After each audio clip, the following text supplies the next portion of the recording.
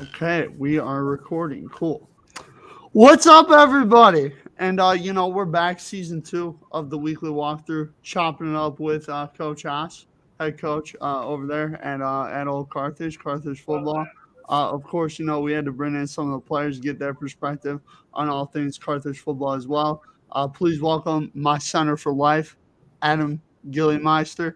I hope I said that right, but he's a center for life, man. Where's number 69? Goated number, you know what I mean?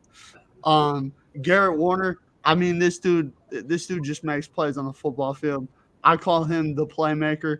And then the dude with the best smile on the campus of Carthage, and also really good looking hair too, Jake Tomzak. How Wow. you guys doing? Good, Dunks. How are you? Just nervous as shit. I always get nervous when I'm doing these things. I'm already sweating. But Coach Haas, I'm gonna start off with you, man. This is season 2 of doing this. You've got 10 episodes under your belt so far. How confident do you feel right now in your ability on this show and on this podcast? Super confident, Dunks. If your nervous level is a 10, mine would be a 0. Not nervous at all. This is nothing but fun. Right, that's the goal. Now, Garrett, I don't think we had you on last year, but I know Gilly and Tom's Egg did make an appearance. So, Garrett, are you look forward to this opportunity to be on this and talk Yeah, some yeah. football? Oh, yeah. I'm really excited that you asked me to come on the podcast today. I'm not too nervous and ready to chop it up with you. Well, that's great. Well, Coach Haas, I'm going to start off with you here. Football's in the morning this year. Kind of a little bit of a schedule change. What kind of led into that for you to make that decision, and for the players after, are you guys excited about the morning schedule this year?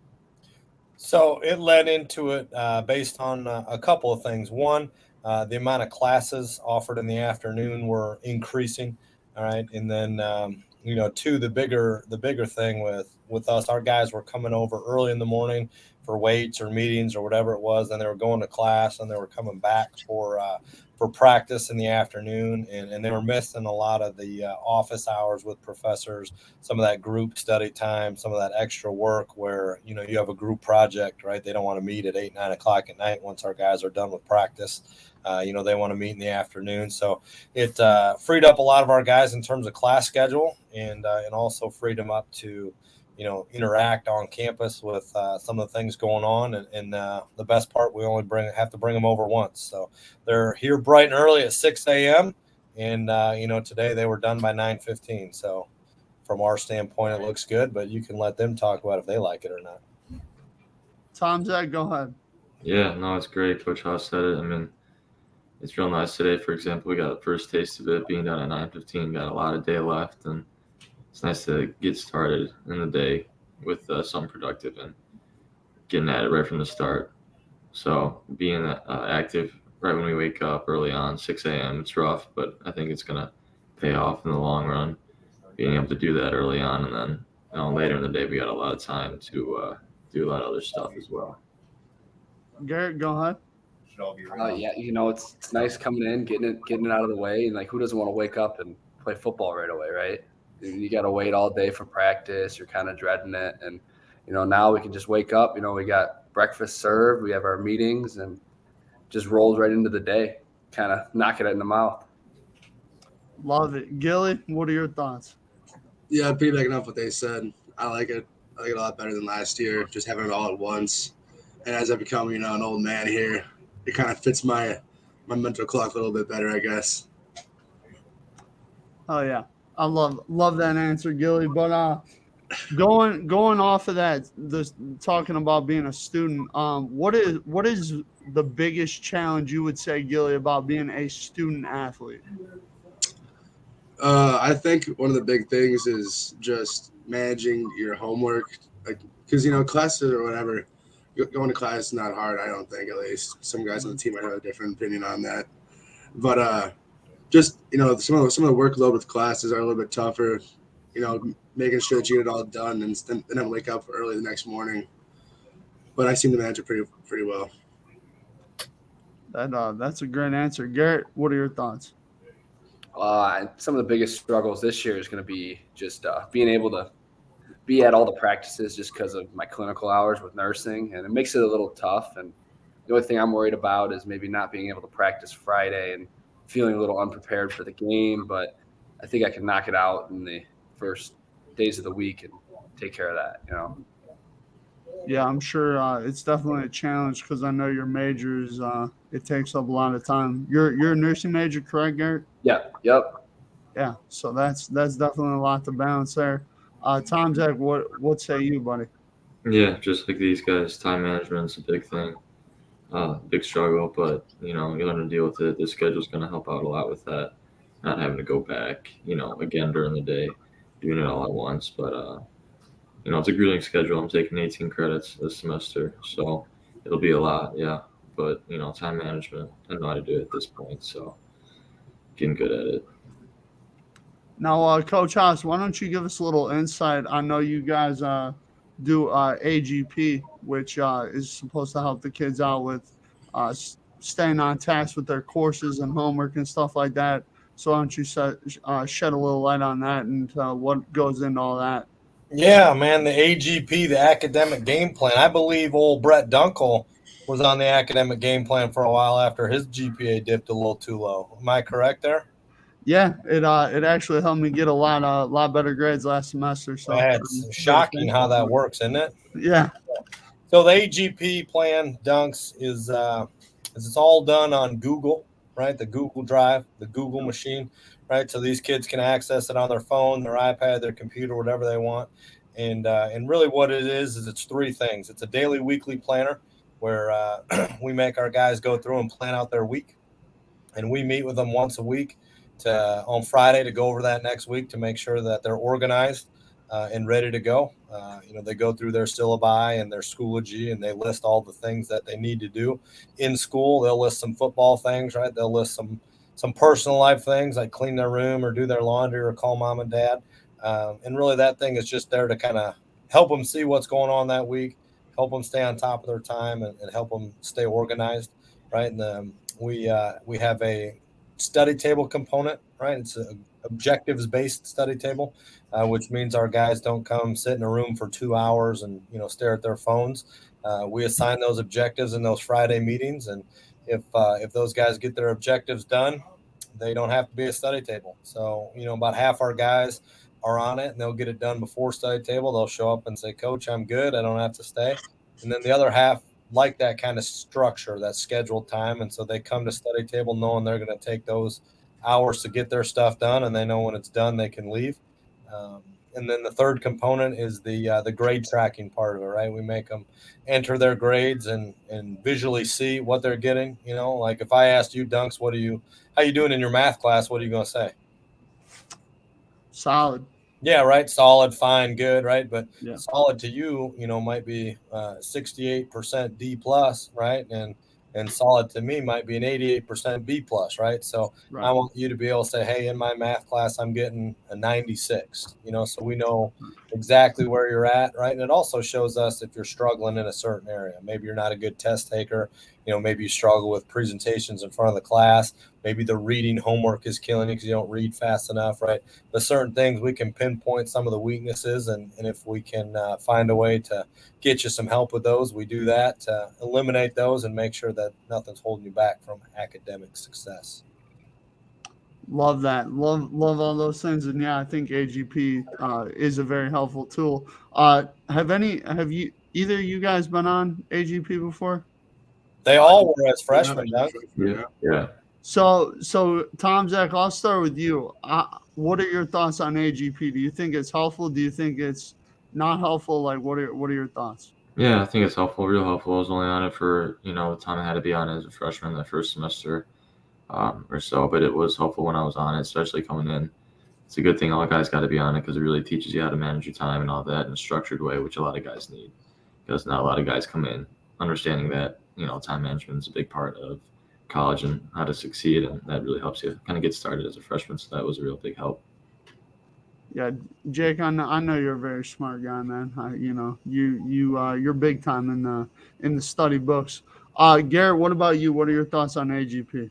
I kind of did the same thing in high school, kind of made my own schedule. So when I got here, it really wasn't a big difference. But I know it helps a lot of guys, like with that turnover from high school to college, because it is different. There's a lot more workload. But yeah, it was nice to like introduce me into college and kind of get me into the swing of things. And I say it helped me a lot. Yeah, that sounds great. And actually, Garrett, that's really interesting that you did that in high school too, even before you got there. That's something good that, you know, they might want to look at doing in high school too. But Gilly, what about you, man? What are your thoughts?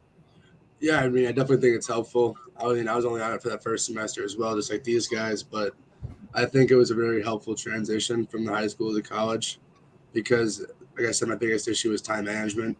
I don't think that I would have had as good of a first semester if it wasn't for that AGP. Yeah, I struggle with time management myself, so You that going to really, be on it this semester, Dunks? Yep. You're back on it. Well, you can't get that GPA up over that 3.0, huh? I mean, honestly, even if I got it over a 3.0, I would probably still do it.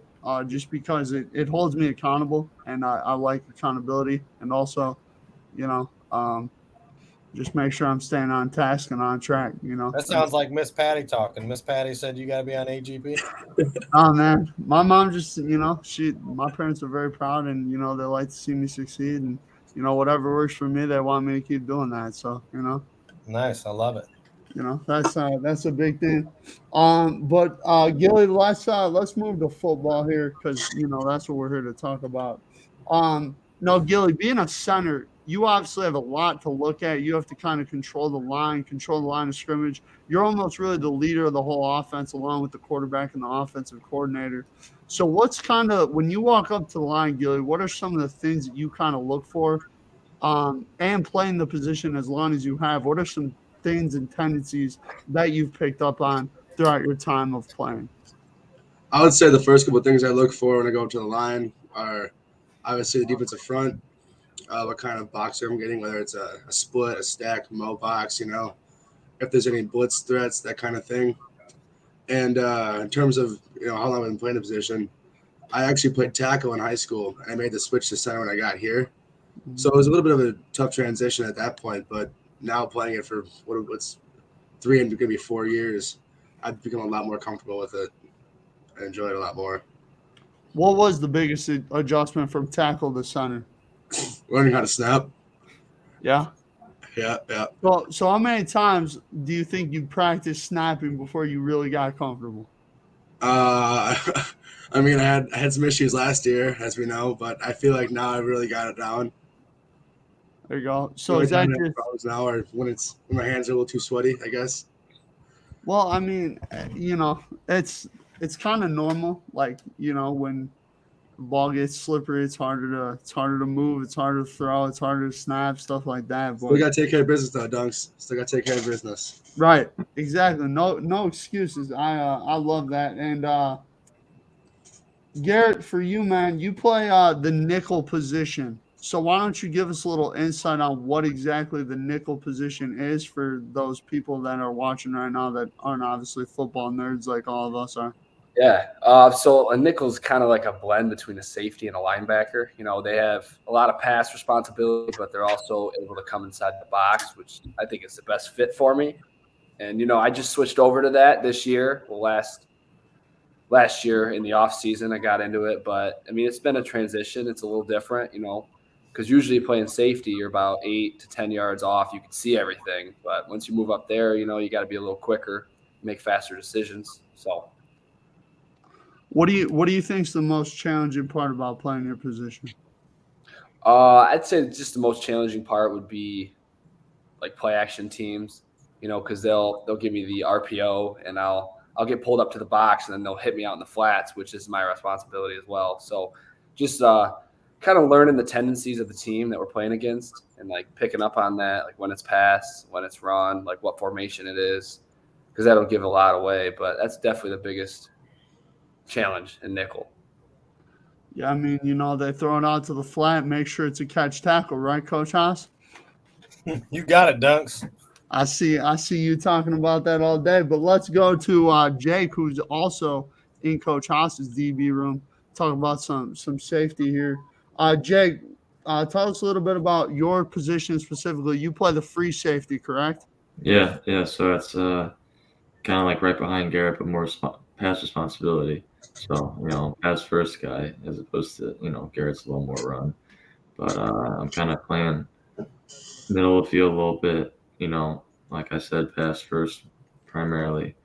But I get to be up there a little bit in the run at times. But a lot of covering people, so got to be quick on the feet. Can't let anyone by me. All right, so Tom, Zach, I'm gonna ask you this because I know you got a big football brain. Who in your opinion is the best safety in the NFL right now? Oh boy, right now I don't know, Dunks. I don't know, man. That's a good question. You probably know better than me. Okay, all right, that's fair. I wanted to put you on the spot there, make you think a little bit. Who do you think the best safety in the NFL is, Dunks? Oof. Darwin James. There you go, Dunks. I was waiting for that one. Who does he Darwin play James, for? Los Angeles Chargers.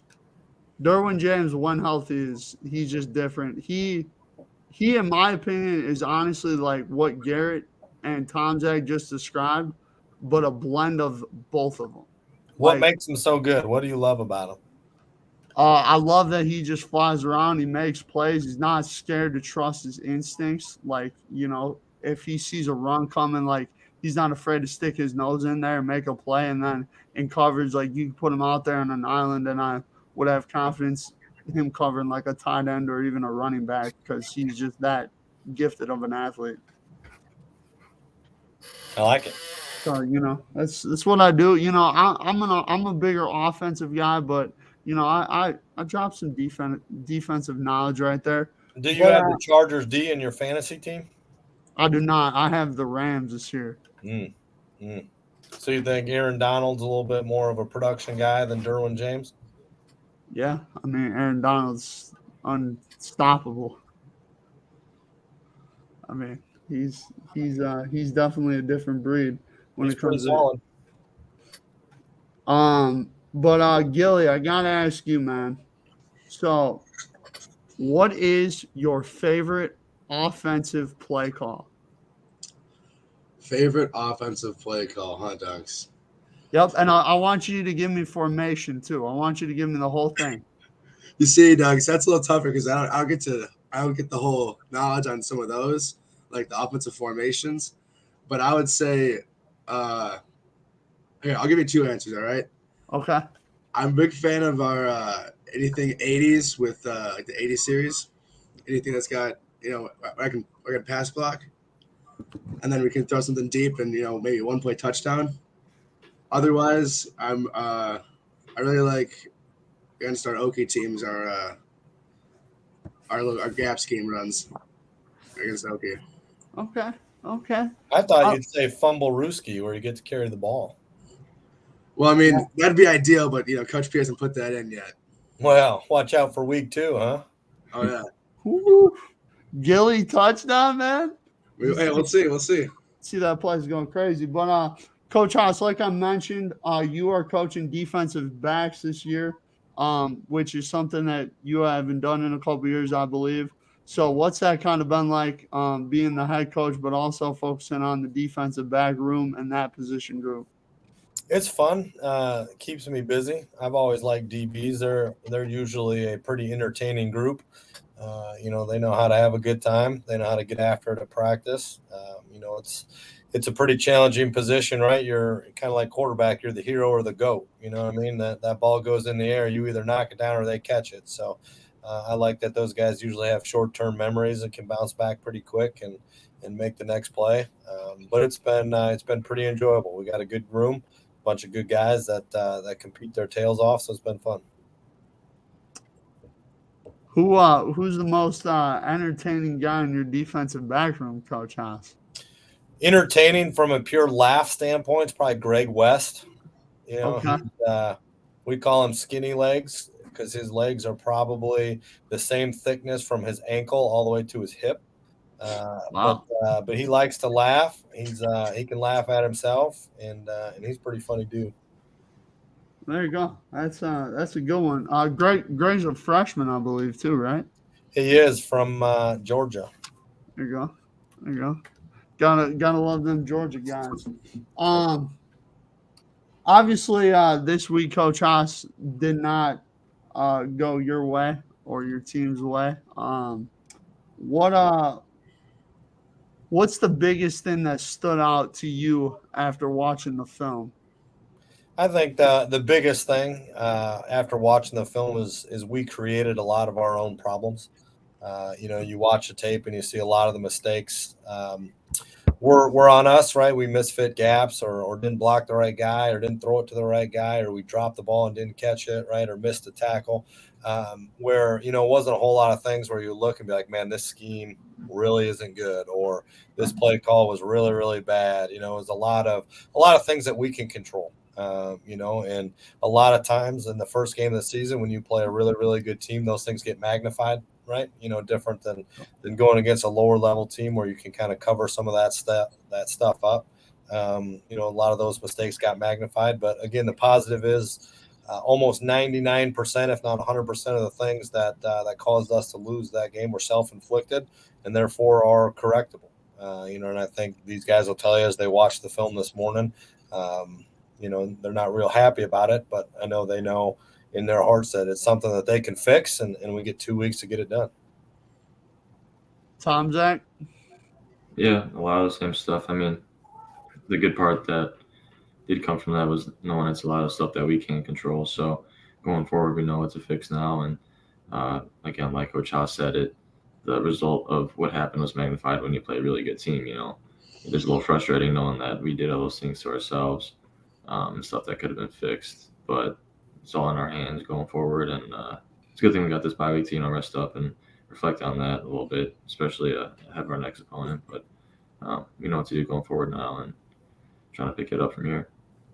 Yeah, after the bye week, definitely another big challenge for the Firebirds. North Central comes into town. Garrett, what are your thoughts on watching the film? There's some plays where like we made the right decision, like we did the right things and everything went our way. And then there's other plays where, one person's just a little off in the scheme and it'll kill you, So that's why they say football is, 11 on 11. You got to have everybody doing their job, doing the right thing and for it to work out. And we just had a couple instances where we folded a couple players. And I think if we fix that, we play a lot better game. We get off the field more on third down and, it's a whole different game. Offense scores 1 or 2 touchdowns. We get a little juice and, who knows what the end of the score of that game is, Right. Yeah. Agreed. Gilly, after watching the film, what would you say?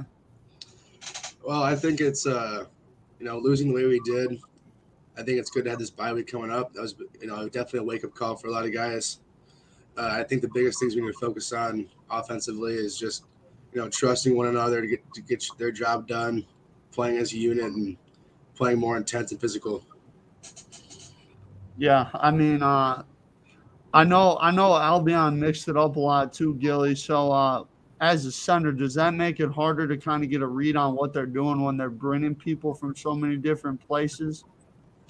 Yeah, at times definitely. There was a lot more I had to look for this week, because they like to mix up their defensive fronts, but between Oki and 4 down, having 5 guys on the line at times.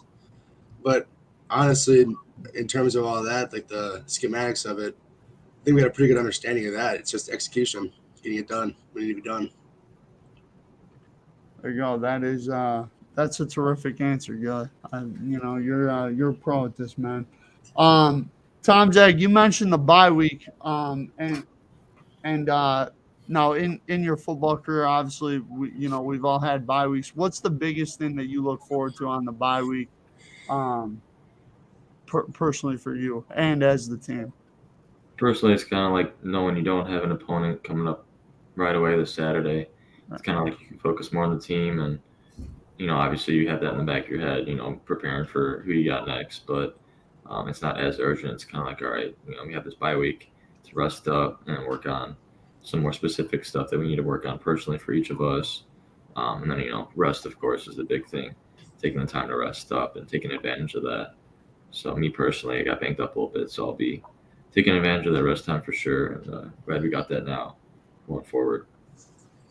That's good. Gilly, what would you say is the most important thing about this bye week?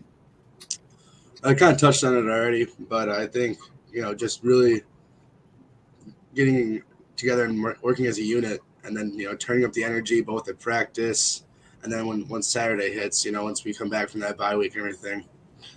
But yeah, just playing together and executing like we know how to do, because we didn't do that on Saturday. Garrett? I think that it's going to be some good time to focus on ourselves, like our own job specifically. And just, I think that biggest thing we need to do is just relax, take away the pressure, focus on what we can do. Because we have a lot of talent on this team. And I think we were all just a little hung up last game, you know what I mean? So I think if we could just relax, let some of that pressure go away and just play our game, play our scheme, it's a totally different ball game. And that's what we're hoping for North Central. Great answer. Coach Haas, obviously, a bye week gives you as coaches more time to prepare. So what does that change in terms of game planning purposes? Will you guys start game planning this week, or will it still be your normal game week process next week? We'll do a little bit this week. Unfortunately, North Central didn't play this weekend. They play, or last weekend, they play this upcoming weekend. So, everything we have to go off of is last year's stuff. And Right. and obviously having a coaching change there, getting a new head coach, new OC, stuff like that, they could be a little bit different. I imagine with their successes, they'll be very similar, but you never know. So we'll do a little bit of the stuff based on what we saw last year, but a lot of it'll come, after they play on Saturday. Now, what goes into a typical game plan for you and your staff? Do you guys all sit together? Does offense split with defense, or how does that kind of work? Yeah, a little bit of both. We sit together and have an overall, what we want to accomplish, right? And the tempo of the game and how we want to see it. And then, obviously we split offensively and defensively and special teams as well, because each side is different and what we're trying to accomplish is different. We just want to make sure both sides of the football are on the same page. And, in terms of, hey, this week we're going hurry up, or this week we're slowing it down, or this week we're trying to attack this, so we have good expectations on each side of the ball on what we're attacking and what we're trying to do. Now, Coach, you have this mindset. You talked about it a lot last year with us, but again this year, you're 1-0 each week philosophy. So, like when you go into after a game, does it make it easier to kind of move on from that last game because you have that 1-0 each week philosophy, or is it still difficult? It's a little bit of both. It's always difficult when it doesn't go your way. Right. It's hard to just forget it, especially, the amount of work that you put into it, right? It makes it a lot harder. But we always say you got to control the controllables, and we can't control what happened last week. The only thing we can control is our efforts to make sure that it doesn't happen again and that we have good results the next week. So, it's hard to just completely let it go. It's a little bit in the back of your mind, but at the same time, we know that dwelling on that game is not going to help us, so we got to move on and get the next one. That's a terrific answer. Garrett, what is the one thing or item that you cannot live without on a week of a game? I'd say liquid IV, pumping those fluids. Okay. Yeah, it's like a powder you put in your water bottles. It's equivalent to like 5 water bottles if you just drink water. So it just pumps the hydration, the urine is nice and clear, you're ready for game day. There you go. Gilly, what say you, buddy? I'm a big hydration guy too, so I like Pedialyte, but I would say my number one answer would have to be just a bunch of tape on my wrists, because, playing in the trenches can get a little bit banged up sometimes. So you gotta have all that tape to protect you. Tom, Zach? I can think of a lot of things, but I got to go with a foam roller. I don't know what I'd do if I wouldn't be able to foam roll out. Can't be sore for that game. That's a great answer, Tom, Zach. I was not expecting that. That's awesome. Coach Haas, what about you, man? What's the one item or one thing that you can absolutely not live without on a game week? Pants, probably. I think if I didn't have pants during the game, I'd get in a little bit of trouble. Dunks. That's probably the thing that I make sure when I pack that bag, it's got pants, and second's probably a shirt, and third's probably shoes. I think in that order of importance: pants, shirt, shoes. Everything else, I think I could survive. Man, that's a good answer. Holy cow. That's crazy. So, like, for you guys, what's the go-to after the game, or let's say pre-game meal? So we have a home game. You got to eat before the game, obviously. What's the go-to pre-game meal, Coach Haas? For me, Yeah. jelly donut. Jelly donut. I like the sugar with the jelly in it, typically raspberry. Yeah, there you go. I'm trying to lay off the sugar a little bit right now, so that's a no-go zone for me. Tom Zach, what about you? I gotta go with an awesome breakfast from the calf. Some, watery eggs, some bacon, subpar sausage. Yeah, good stuff. Hey, Jay, someone, the buzz around Carthage right now is that the calf is actually better this year. Can you confirm that? It is better. I would say that. It is definitely better. It's cafeteria food nonetheless, but it is better, which I am thankful for. So that's good. Well, it is good. Gilly, what about you? What's the go-to pregame meal? So we talking day of, morning of, or the night before, Dunks? You know what, Gilly? Give me all three, man. I'm curious. I would say the night before. I'm a big fan of Chipotle. Got a lot of good meat, carbs, all the good stuff. Get me fueled up for the game the day before. Day of, usually something a little bit lighter. A lot of times I will eat at the calf, but can't eat too much, otherwise I'll be throwing it up on the field. Yeah, exactly. You'd be like that Purdue safety that got that pick six and then went over to the sideline and puked. Oh yeah, for sure. Which, by the way, I hate Purdue, so I'm happy they lost. Garrett, what about you? I like to get up. I like to have a little protein bar, maybe a Gatorade, and about 6 or 7 ibuprofen. That's my breakfast. 6 or 7 ibuprofens. At one time or over the span of the morning? I'll probably take 3, when I eat, and then just kind of gradually take one towards game time. All right, well, there you go, Garrett. Does the ibuprofen, obviously you probably take that to keep the pain down from after the game, I would guess? Yeah, and during. Yeah, it helps. Yeah. Have you been doing that throughout your whole football career, or is that something? Yeah. I like to switch it up between like ibuprofen, Tylenol, stuff like that. Keep the body healthy. But yeah, I've been doing that. Obviously on like walkthrough days and like days that we're not really hitting, no head contact. I'll try and not take it, because it's can have some bad side effects on the body if you do it a lot. So. I hear you on that. Boys, one last question before I get y'all out of here. I heard you guys talk a lot about Gatorades today, so we're gonna go through everybody. I want you guys to say your favorite Gatorade and your favorite protein drink. And if you guys don't say my smoothies, I am going to be pissed. Tom Zach, go ahead. No, favorite Gatorade, favorite flavor. I gotta go with. I don't know. I just like the straight orange, man. Orange is pretty good. Reminds me kind of orange soda. Some fancy. That's good. But Dunks, I would say your protein shake for my favorite protein shake, but I gotta go with just Premier Protein. Let's keep it basic. Hey, I respect it, Tom Zach. It's all right, That's fine. Garrett, what about you? Go-to Gatorade's definitely Fierce Grape. That's my favorite. The real dark grape. Yeah, it's really good, chilled. And best protein shake is probably like a mass gainer from Gold Standard. Just make your own in the room with a little blender. But that's second to yours. So thank you, Garrett. I appreciate it. Gilly, what about you? I'm a classic man. I'm a big fan of that just straight lemon lime. Okay. Quite refreshing, especially after a long practice or game. And then in terms of protein, I would say what I'm drinking right now, just like Jake said, the Premier. This one's a coffee flavor, Costco special. Can't go wrong. 30 grams of protein, 1 sugar. Not bad. Absolutely. Coach House, what about you? What's the go-to?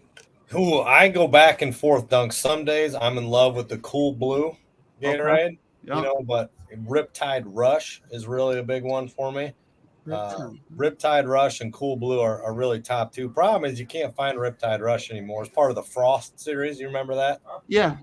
Yeah. How about this, Dunks? When I was young, Gatorade came in glass bottles. You remember that? No. Yeah, they had one flavor, red. Yeah, I wasn't alive at that time, but That's too bad. You missed out. You missed out. They had red, yellow, and then orange came along a little bit later. But I'm a Riptide Rush. I'm a Cool Blue guy. As far as protein shakes, I like the Fairlife. All right, the Fairlife chocolate melt. Yeah. That's pretty rock solid stuff. I would have said your smoothies, except today they were lime green, Dunks. yeah. One batch turned out pretty bad. They look like you put in that Nickelodeon ooze in there. Oh yeah, the slime, yeah. And yeah, I mean, we got to be better, and we will be. But I appreciate you guys taking the time out of your day and joining us on episode 1 of season 2 of the weekly walkthrough. Obviously, Coach Haas and I will be back next week. Jake, Gilly, Garrett, thank you guys so much for jumping on. Greatly appreciate it. Coach Haas, I'll see you next week. Hopefully, part-time, no time is back. Jake Mueller, he's taken over that title. So that's his name for the time being. But you guys have a terrific rest of your day, and go fight win. Always a great time, Dunks. We'll see you. Thank you, Dogs. Thank you guys.